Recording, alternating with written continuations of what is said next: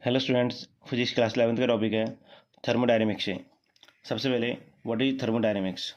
It is a branch of physics which deals with the study of heat, temperature and inter conversion of heat energy.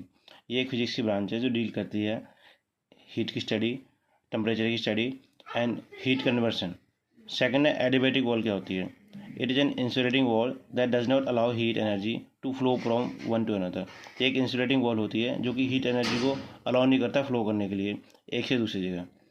Second, diathermic wall क्या होती है? A conducting wall that allow heat energy to flow from one to another. एक conducting wall होती है जो कि heat energy को allow करता है एक से दूसरी जगह फ्लो करने के लिए।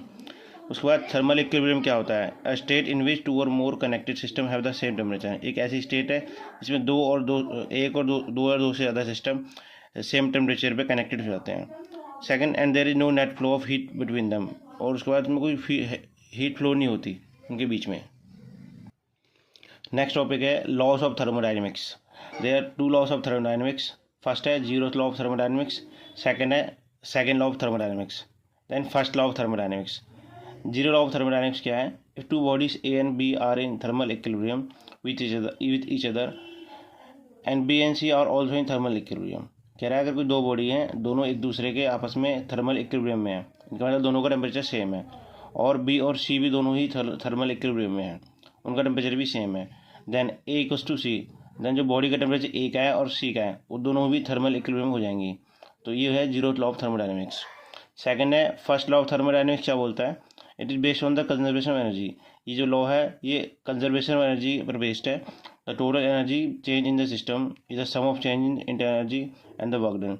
जो टोटल एनर्जी है सिस्टम के अंदर वो सम ऑफ इंटरनल एनर्जी है एंड वर्क डन है। चेंज इन इंटरनल एनर्जी तो ये हीट है, ये d u change in heat internal energy है, और ये वर्क डन है डी डब्ल्यू। सेकेंड लॉ ऑफ थर्मोडायनेमिक्स क्या बोलता है? It is made up of two scientist. ये दो साइंटिस्ट ने बनाया है, पहला है कैल्विन प्लैंक, सेकेंड है क्लेसियस। तो कैल्विन प्लैंक स्टेटमेंट क्या बोलती है? It is not possible to create a heat engine that 100% efficient. एक पॉसिबल नहीं है कि एक हीट इंजन क्रिएट करना जो कि 100% एफिशिएंट हो। Second, heat cannot flow from low temperature to high temperature. Heat flow नहीं हो सकती low temperature to high temperature. उसके बाद सेकेंड क्लेसियस स्टेटमेंट क्या बोलता है? It is not possible to transfer flow of heat from low temperature to high temperature. We have to give some actual work. तो ये कह रहा है कि लो टेम्परेचर से हाई टेम्परेचर हीट को फ्लो नहीं कर सकते तब तक कि कोई एक्शन वर्क लगाया जाए। ये कहता है क्लॉसियस स्टेटमेंट।